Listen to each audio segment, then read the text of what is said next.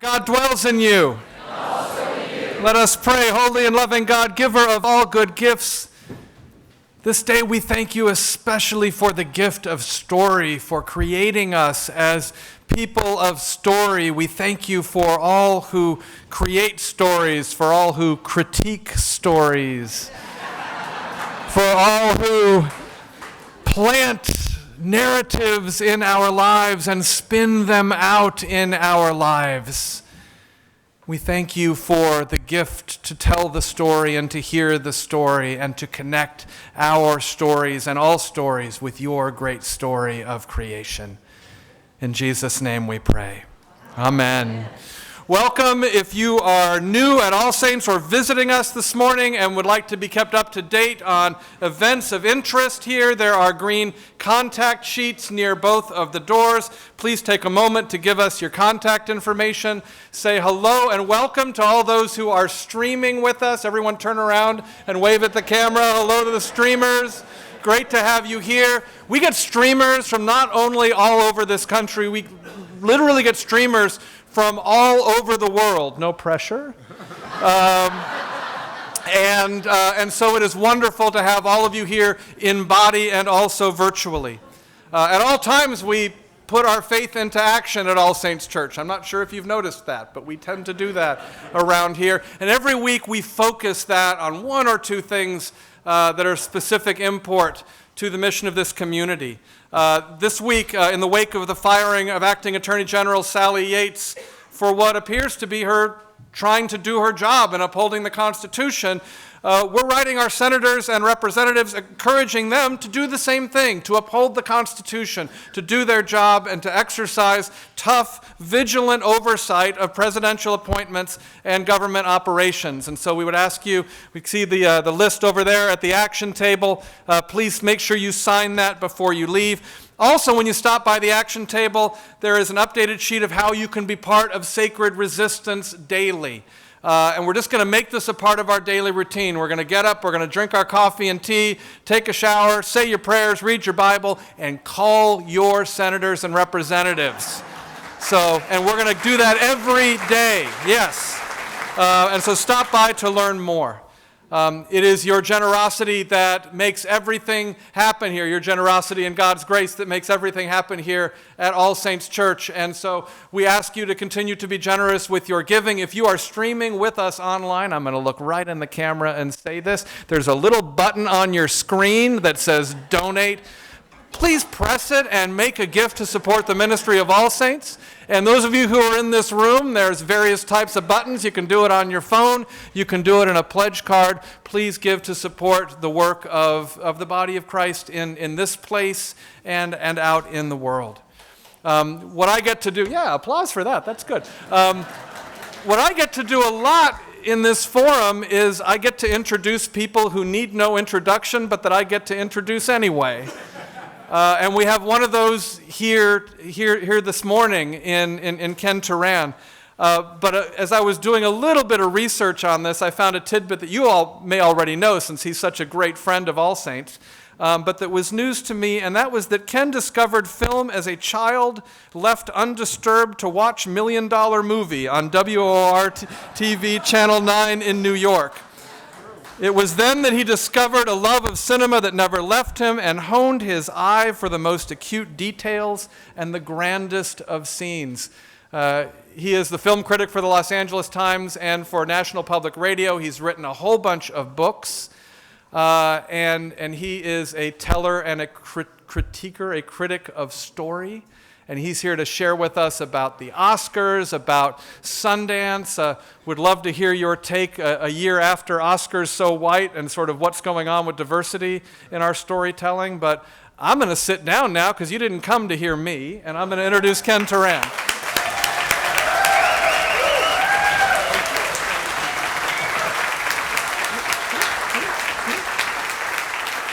Oh, gosh. Thank you. Thank you. You know, really, I say this every year, but it is just one of the great, unexpected, deep pleasures of my life to have found a home at All Saints. I did not expect it, but it's so satisfying to me to find an audience that's so committed, intelligent, passionate about film, in addition to everything else you're passionate and committed to. I'm really very grateful, so thank you. Thank you.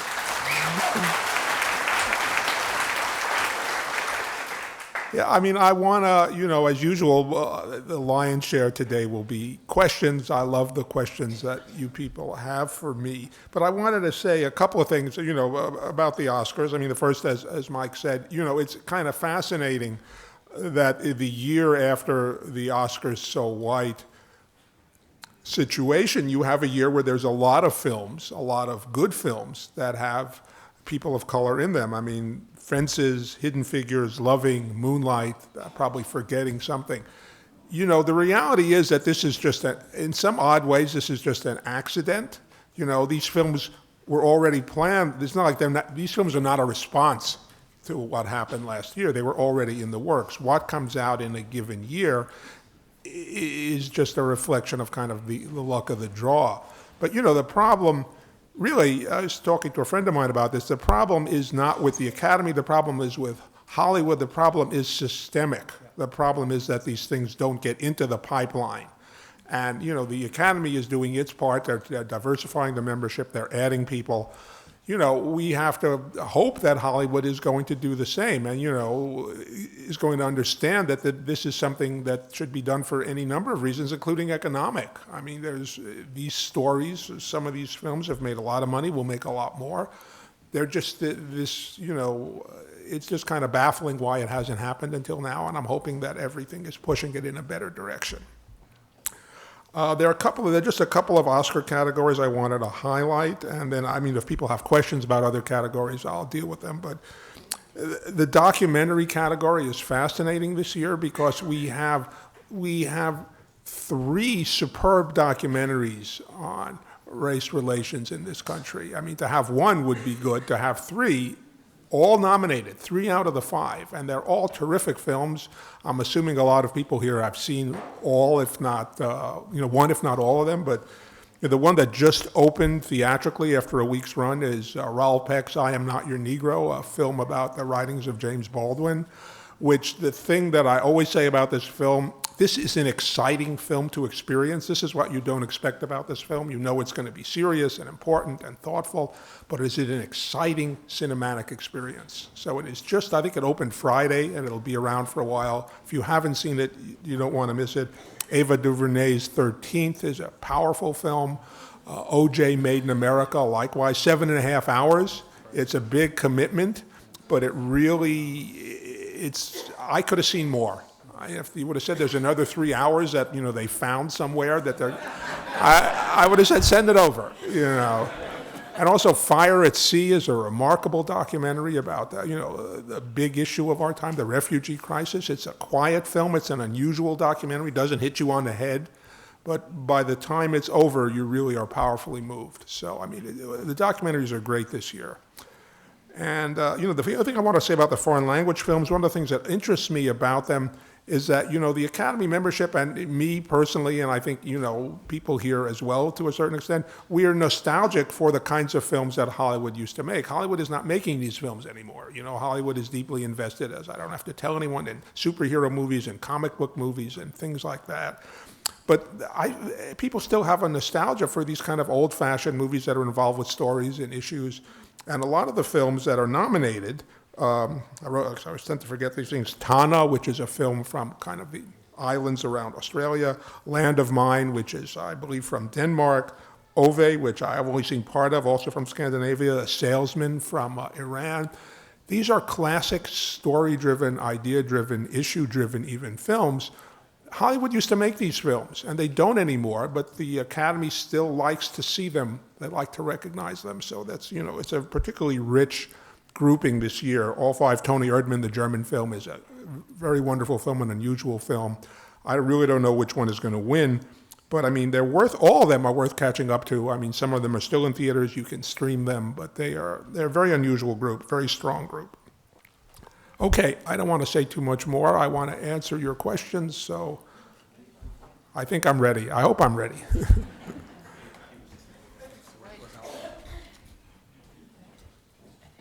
So I know we had Why So White, but now it's talking about Why So Male, because as you well know, before movies got to be a big business and profits, women were everywhere in the film industry, Lois Weber and all this, everybody else.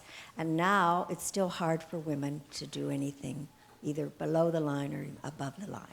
Yeah, no, it's true. I mean, again, I always hate I hate to tar things with a broad brush, but there really seems to be sexism in the movie business. I mean, there's no other real explanation for it.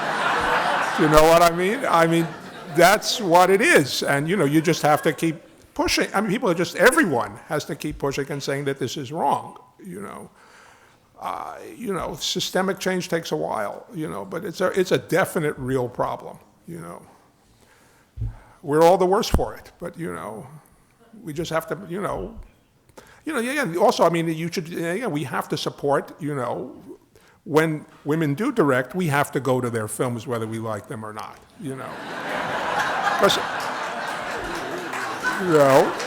Because they look at numbers, and numbers matter, and if that's, and also, a lot of independent films are directed by women, at Sundance there's always, I think as many films by women as by men, which is the way it should be, and, you just have to support this stuff. Hi, I saw Elle. I read the little squib weekly in the LA Times, and it led me to believe that, among other things, this was, I can't remember the exact wording, devastating social parody, something along those lines. That film was so violent to me. She's wonderful, but it's so violent. I'd like to see where the humor was in there. Yeah.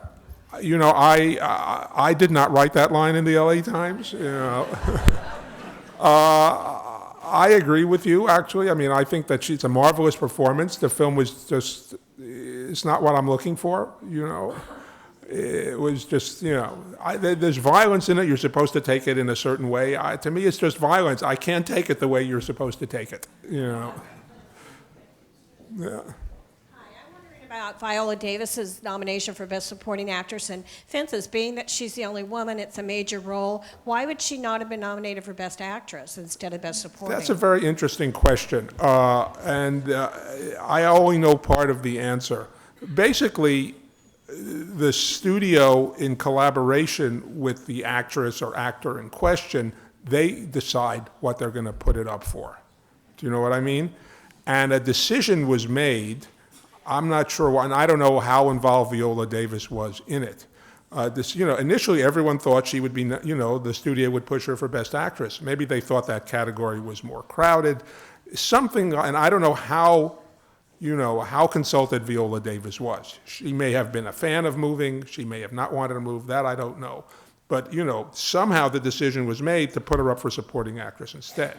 And she will, I mean, and in some ways, I mean, it's strategically, I think, she's so dominant in that category, even though I think Michelle Williams is wonderful, but I think she is the surest bet of all the nominees to win because she's so strong.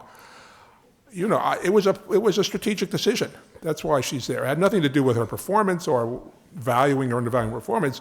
Studios try and place people in categories if they have the option where they think they'll win. And I think some combination of forces thought she was more likely to win as Supporting Actress. Regarding Annette Bening not being nominated for her portrayal in 20th Century Women, it personally hurt my feelings. I saw it on my iPad and I couldn't get out of bed. So could you, I love the movie, and could you speak to that? Yeah, the Best Actress category, even though Viola Davis vacated it, it still had too many people in it. They left, not only did they leave out Annette Bening, which I agree with you, I think it was a wonderful performance, one of her best performances. I was shocked that she was out. I was shocked that Amy Adams was left out. I mean, again, because the Academy is such a divided organ, each group votes separately. So across the board in the Academy, Arrival got 8 nominations, which is a lot. Everyone liked it, but the acting branch didn't, the film, if you've seen the film, you can't imagine this film without Amy Adams. I mean, her qualities are just remarkable. Wasn't nominated. Same thing with Annette Bening, 20th Century Women. And again, everyone is pointing out, and I agree, that this was not Meryl Streep's best performance in Florence Foster Jenkins, but she was nominated. The Academy is a group of people that is used to doing things a certain way, and people are used to voting for Meryl Streep, and they see her on the ballot, and they check it off. But I think this year was really unfortunate that Annette Bening was left off. I'm really unfortunate that Amy Adams was left off. But, I think what happens sometimes with performances like that, people say to themselves, well, other people, there's some other person I want to vote for. Other people will vote for Annette Bening. Other people will vote for Amy Adams. I don't have to worry about her. And it turns out we did have to worry about those women. They should have been on there. Yeah. I love old movies, especially musicals. I have a dance background. I want my kids to love them. I just took them to see Singin' in the Rain, All right. the anniversary in the big screen. And so, of course, I went with great anticipation to La La Land, and I loved it. It was a great movie. But 14 nominations? I mean, more than The Godfather, more than I'm not in the Lawrence of Academy. Arabia? Can you explain? Well, my wife and I, we saw La La Land very early on for a variety of reasons. Before, earlier than I usually see things, and I thought it was fun. This is fun. I enjoyed it. Then I'm starting to hear people are saying this is going to be the Best Picture favorite. Then 14 nominations, which is a lot. I'm a little baffled. Again, I'm not an enemy of the film, but I'm not that zealous about it. I mean, I think there's a lot of nostalgia in all that. I mean, nostalgia for old musicals, even though they're not making them anymore. It's a film about people in show business, which the Academy likes. Actors especially like this. And there's, as I've said in the past, the actors are the largest branch in the Academy. So when it comes to Best Picture nominations, they really reign. It just didn't. And, it's set in Los Angeles, which people like. I mean, there's a lot of things that made people like it. And, the director is very young, and people want to feel that, the movie business is not dying, that young people are making involving films. So, and I guess some people did fall in love with it. I mean, you are not alone, and I am not alone. I mean, someone noted there are three of us, me, Justin Chang, and Mark Olson, who did 10 best lists for the Times. None of us put La La Land on our 10 best list. I enjoyed the film. It's like I'm saying, I was pleasantly, it was pleasant, but this depth of feeling for it is something, except for the factors I've mentioned, I don't really understand either. I loved Arrival, the idea that a strong female lead could, as a linguist, could learn a language that would allow her to perceive the future and the past simultaneously, so that she could have lines like, I remember when you will be 14, and I remember how angry you are going to be with me, and that she could go ahead and avert wars by virtue of just through intellect, without the intervention of the military to deal with this invasion. Is that just? Am I just a lone, non-military voice in the wilderness thinking it is possible to solve problems without the military being the first course of action?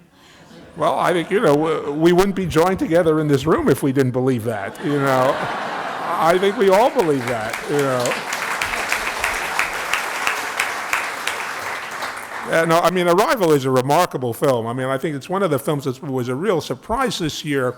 Not only was it good, everyone liked Arrival. I mean, the Academy liked it, critics liked it, audiences liked it. It's been a very successful film. It's made a lot of money, It's just every once in a while a film comes out that really everyone says, well, this is good. It's very simple. I mean, anyone here who hasn't seen it, I would really recommend it highly. It's a very involving, there's a lot of thoughtful ideas in it. Really, really worth seeing. And I think it's still in theaters because of the nominations.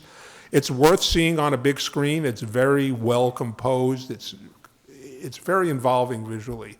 I saw it first, and also it's a film I saw it twice. It's got so many interesting ideas. I wanted to see it a second time to make sure I saw everything. And I saw it twice on a big screen. I mean, I got a screener, and my wife hadn't seen it, and we could have watched it at home. And I said, no, we have to see it on the big screen. So if you haven't gone yet, don't wait till it comes at home. It'll be in theaters probably for the next 2-3 weeks. Really go see it. I have a question here. Whoops, where are you? To your left. Right here. Okay. Hello, yes. Aside from the categories that you've mentioned, the foreign film and the documentaries, Was there a film this year that you felt especially fed your soul? That's a very good. I mean, a lot of the films that for a film that fed my soul, I think Moonlight is the one that did more than anything. Even though it's got a lot of nominations, but it's just as Moonlight. It's got a depth of feeling there that really just blew me away. And again, sometimes I'd heard that it was good, and sometimes when you hear too much, you get overhyped, and you say, well, I mean, yeah, it was okay, but Moonlight, even though I expected it to be good, really, really just kind of blew me away. There's a quality of emotionality there that I'm still not quite sure how they achieved. It's kind of magic. And I think because that's one reason, even though it's unlikely subject matter to be embraced by the Academy, but it got a lot of nominations because it creates the kind of emotion that we used to get from movies, and we don't get that much anymore. So that's the one, even though it was recognized, that's the one I'd like to point out. Mr. Turan, thank you for being here. Can you speak to maybe how movies have been either diminished or the competition with all the ways that people consume films now, especially Netflix and the downloads? Yeah. Has it had an effect? Well, the thing that makes me think of, the thing that really interests me is, I mean, as everyone knows, those kind of subscription services are now doing their own programming. And they're doing really, really involving stuff that people, want to watch and stay home and watch. And I really feel that, I may have said this here before, kind of Hollywood has just kind of abandoned the sophisticated adult audience. They just don't care.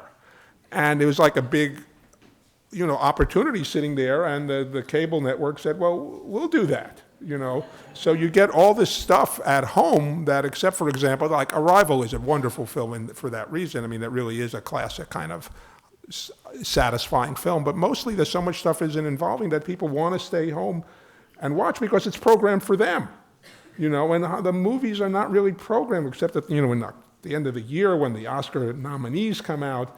Most of the year, I mean, now it's January, February, I'm looking at the list of things I have to review, and I'm saying, isn't there anything that I want to even look at, let alone write about, But, God bless them. I mean, the cable networks have they've seen this opportunity, they've seen this abandoned audience, and they've said, we're going to embrace them. And they've been very successful with it.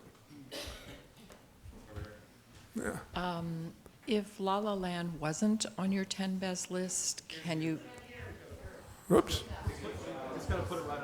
If La La Land wasn't on your 10 best list, what was? Oh, a lot. It's funny. People get so angry at you for all kinds of reasons. One of the things I like to do with my 10 best list is I think one reason people read it is they want to see about films that they may have passed over, forgotten about. They want to...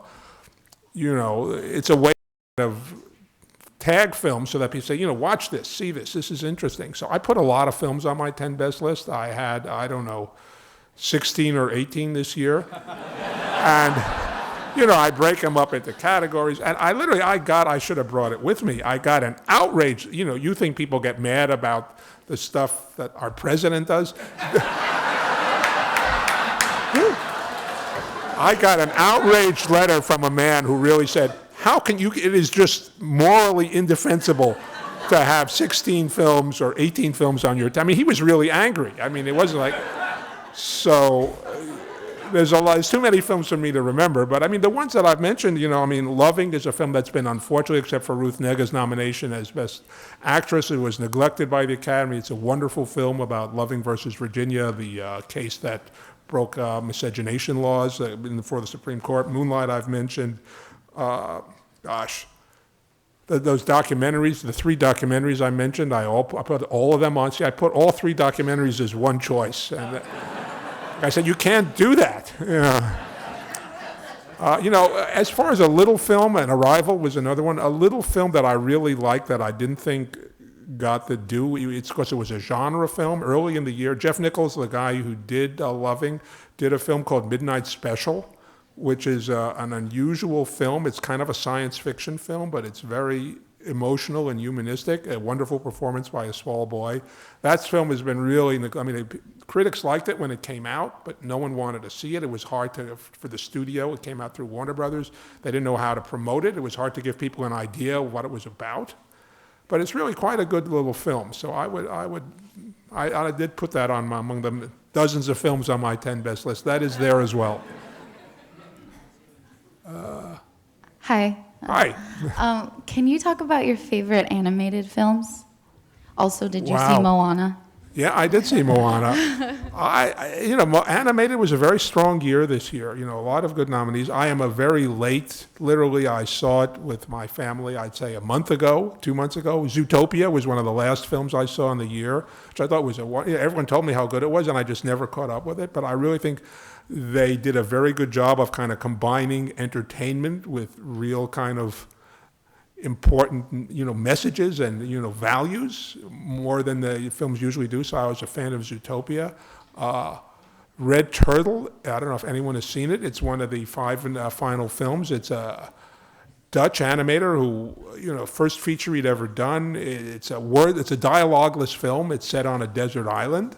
It's a film should be seen on a big screen, and it is playing in theaters now. If you like animation, you really have to see it. It's a Dutch animator named Michael Dudok de Wit, who won an Oscar for a short film he did several years ago, and he never wanted to do features.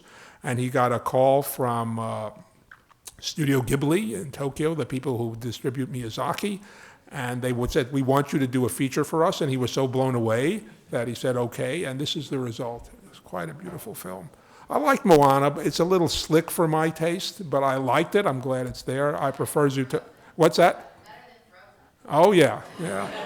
No, for sure. But no, a lot of good animated films this year. So see The Red Turtle if you haven't seen it. Yes, Mr. Turan. Like you, I started watching movies as a teen, getting really involved in from a show called The Fabulous 52.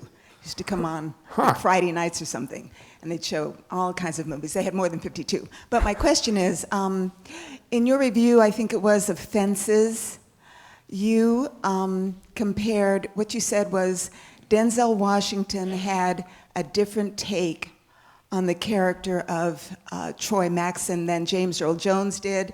I never saw James Earl Jones when he did it on Broadway. I did see Lawrence Fishburne and Angela Bassett at the Pasadena Playhouse. And you said that about Denzel's take on Troy, and I wondered if you might discuss that a little bit. Yeah. I mean, again, this is a wonderful world. I saw a lot of James Earl Jones on YouTube. I never saw him in person, but I was really interested to see what he was like and what Denzel was like. Troy Maxson is a very difficult character to play because he's not a warm and cuddly person, and I felt that Denzel almost scared me more than I thought I wanted to be scared. Again, you're supposed to be, he's a little bit of it was kind of a subtle thing, but that was the difference I felt. But I think it's a wonderful performance, and I think he won at SAG, so it's a possibility that he will actually win the Oscar for the thing. But again, it's just, again, when you're a critic, this is the kind of thing that just kind of interests you, and I thought that was what I thought. Does that make sense? Yeah. Okay. Hi. Can you possibly speak to the film Silence? My friend Marty, what happened there? You wrote, or maybe Justin wrote, great yeah. big review, and my family was gathered around the newspaper at a Christmas gathering, and the family buzz was all about Silence. And, I'm still dying to see it. I haven't seen it yet, but this sounded very exciting. Silence is a film that I guess they're all like this, but some are more than others. Silence, either you will love it or you will be indifferent to it. It's exceptionally well made. It's a beautiful piece of filmmaking. Martin Scorsese is a veteran, and his people who work with him are top notch. It's a stunning film. It's from a novel that I haven't read, but people tell me it's an amazing novel. It's about questions of faith. It's a film about questions of faith. And I almost think it seems to, from my, my kind of limited interaction with people who've seen it and talked to them, the more that interests you, the more you will like the film. How much of an interest in questions of faith you bring will determine, to a certain extent, how much you like the film. Some people, people who are really deeply interested in the questions that the novel raises, they really seem to love the film. Justin is a big fan of the novel, and he loved the film. Other people have said to me that they were they didn't get as involved as they wanted to get. And I think I'm that way too. I mean, it's a film I have enormous respect for. I was happy to have seen it. There are wonderful elements to it. It didn't pull me in as much as it would need to for me to really embrace it. But I understand why people love it. It's just personally, I didn't get pulled in. Mel Gibson, Hacksaw Ridge. I saw that at the ArcLight, and I was in the military, but never in combat. But I thought the special effects in that film were incredible. I mean, it was the most realistic film in terms of the action that took place. I think it was somewhat of a true story about Okinawa, but I was a little surprised that it was nominated for one of the best films. Yeah, I'm not sure, I have to, is appropriate place for confession. I'm in a house of worship, after all, I have not seen Hacksaw Ridge, and I'll tell you why. Mel Gibson, I have noticed over the years, has a penchant for extreme violence in films. And I don't, just as a person, not as a critic, as a person, I just don't like to see that. And I understood that there was a lot of, even though it's realistic, there's a lot of really graphic combat violence there. And I just didn't want to see it. I don't know why. I mean, again, it's a traditional, it's an old-fashioned story. This was a year where a lot of the nominations went to films that were kind of like modern twists on old-fashioned stories. It's a story, we had people who didn't want to fight as far back as Sergeant York with Gary Cooper. It's a similar theme. But this now has all, as you say, the modern special effects. They can make the combat and the carnage look very realistic. There's an audience for that even in the Academy. They like that, and they like the story. I think the Academy tends to like old-fashioned films that seem to have a bit of a modern twist. La La Land is that way too. It's a musical, it's a boy meets girl musical, but, God forbid they should end up together at the end, That would be too old-fashioned, so, and, also, God forbid they should be really superb singers and dancers,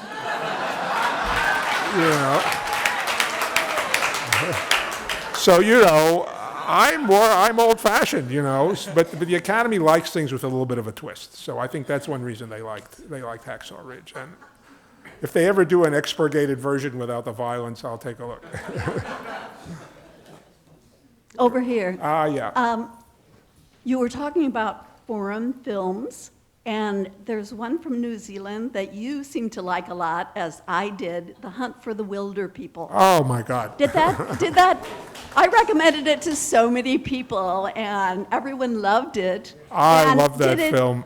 Would that have made the Academy list if it had come out closer to the awards? Every kind of, for foreign language film, you have to be nominated by your country. So, New Zealand did not nominate Hunt for the Wilder People. This is a kind of an odd little, it's got the world's worst title. I could explain it, but that would just make it worse. But it's just a charm, that is of all the, what I tend to do as I do it here. I hand sell movies, I buttonhole people, my wife and I start to roll when I talk about it, Hunt for the Wilder People, because I've talked to so many people about it. But it's a charming, charming film. People love it, as you say. People just love it. It's hard to get them to go because it's got this odd title. And if I told you what the plot was, you'd say, yeah, I've seen that already. I'm not going to go. But they have done it in a way that is just marvelous. Sam Neill is the only major actor in there, a New Zealand actor that, I'm sure you guys are familiar with. It's just a completely charming film. I mean, it's only streaming or on disc now, but I would really highly recommend it. I mean, I loved it. It's just a film that it ends and you say, well, that was good. Glad I saw that. And that's increasingly a rare situation. Here. Manchester by the Sea. Did you say something about that? Well, you'll be next. Manchester by the Sea, I like Manchester by the Sea a lot. it's a tough film. I'm not going to reveal the plot for people who haven't seen it, but some very sad things happen in the film. And everyone, even though I feel I could argue that the film has a redemptive arc, everyone doesn't see that because the bad things that happen are so sad that it just blots everything out for people. But I think it's a remarkable film. I think Kenneth Lonergan is one of the best writer-directors we have. And I liked it a lot, but a lot of people say to me it was just, if you can even get them to go, they say it was too depressing. I don't want to go to the movies to be that depressed. But anyway, you have the microphone. Hi, I wondered if you could comment on 2 or 3 of your favorite Sundance films. Sundance films, yeah. It was Sundance. All I think about when you say Sundance this year, the weather was horrible this year. That's all I can think about. There was like blizzards. I felt like I was, another one of my childhood favorites was Sergeant Preston of the Yukon. And I felt like I was in a Sergeant Preston episode. I was walking like this through the driven snow. It was hard to get to things. But there were some good, there were some interesting documentaries. There was one called Icarus, which was written about a lot it's kind of about the Russian doping scandal that got them almost barred from the Olympics, and a very unusual film about that. There was a film called Step, which was really, I think, the most affirmative film there about a school in Baltimore, an all-girls high school, and they have this step dance program, and it's about, it's a classic form. It's a year in the life of these young women and how they try and stay in the step dance program, and they're supposed to be getting into college. It's it's a classic thing, but it's very, very well done, and that'll come out. Fox Searchlight picked it up, so you'll be seeing that. There's a film called The Big Sick, which of the dramatic films was a lot of fun. Again, it's almost too complicated a story to, you start to tell these stories.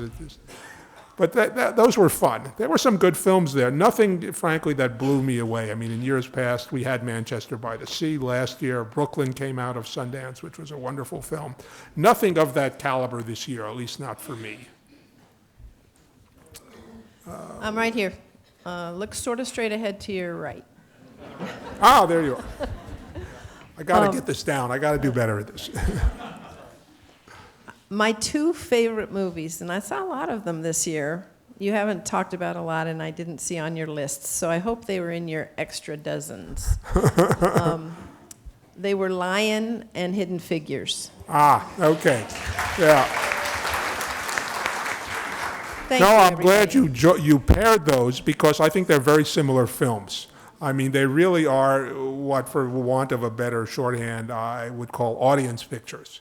They're films that are very satisfying for us to just sit in and watch. I thought Hidden Figures was the better film, frankly. I liked Hidden Figures. I just wonder how it'll do. It's a film that started slowly in terms of notice by the Academy, but it got a lot of fair number of nominations. It won the SAG Ensemble Award, which is quite a victory, deservedly. It's a lot of fun to watch. I really enjoyed it. Lion, I loved the first half of Lion. I thought that little boy was just amazing. He's great camera work. I didn't like the second half as much. I thought they dragged it out a little bit. And then when I read the book, which I did because I was curious, I saw that some of the crises that were in the film weren't even in the book, because they have to make things dramatic. So I was a little more mixed on Lion, but I love that little boy, and I think the camera work in Lion is amazing. And apparently that's a little boy who'd never even seen it. Someone was telling me beforehand, just today, here, another person I was speaking to, that he is a person who'd never acted, never even seen a movie before. Just a great performance. So that first part I thought was brilliant. Okay. Either yourself or Justin Chen Justin, yeah. was the reviewer of a lovely little film that I guess I'd call independent called Patterson. That was Justin. That wasn't me. Well, we saw it based on the review and thought it was really charming. Yeah, I mean, that's another one that got by me. I haven't seen Patterson. I would recommend it. Okay. Good. Yeah. I will take that to the bank.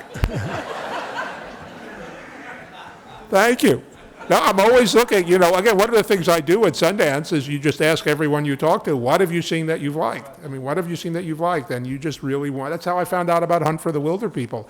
a lot of people got a little smile on their face. They mentioned all the big films last year, and then they got this little smile on their face, and they said, I had this happen 3 or 4 times. They got this smile, and they said, there's this little film that I really liked, and they said Hunt for the Wilder People, and I knew then that I had to see it, so.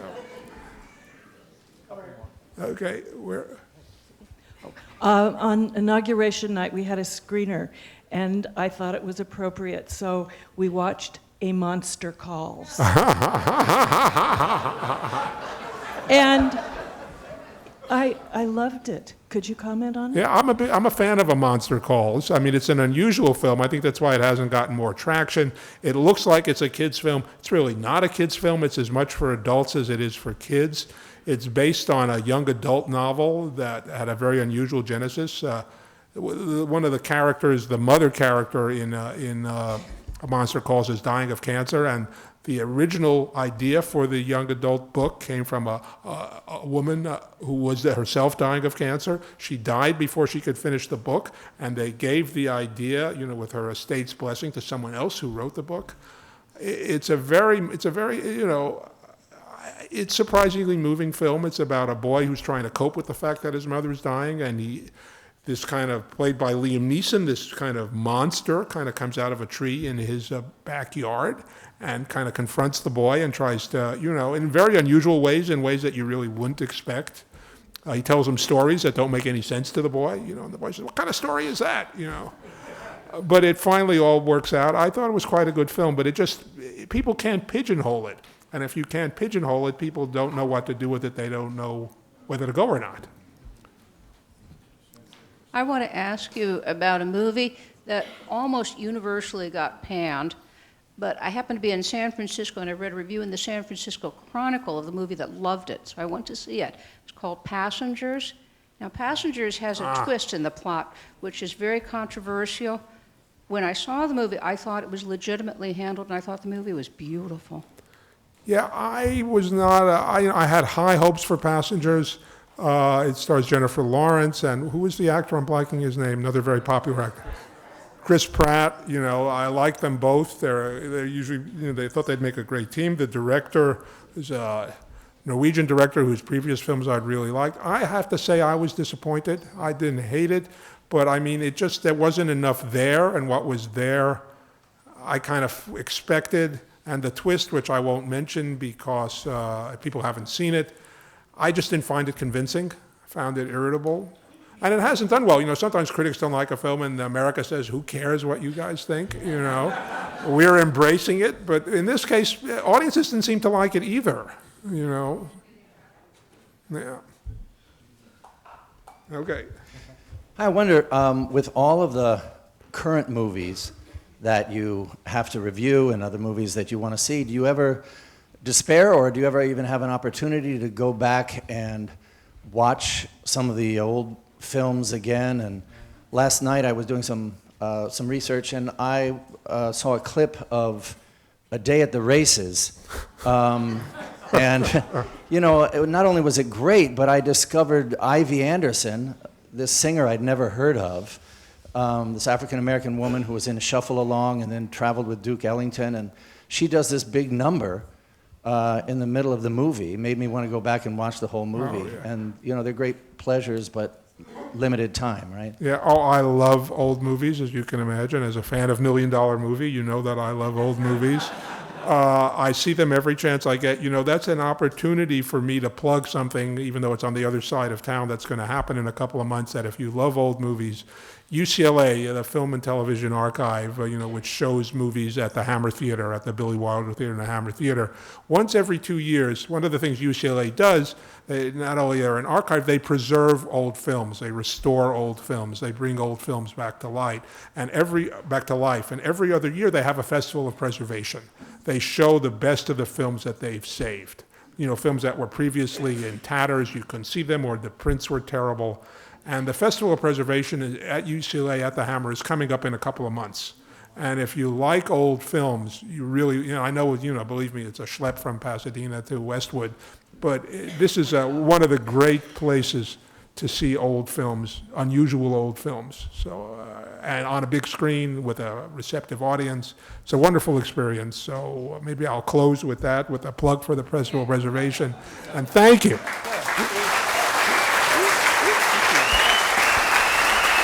Just want to say thank you to Ken. Thank you for being here.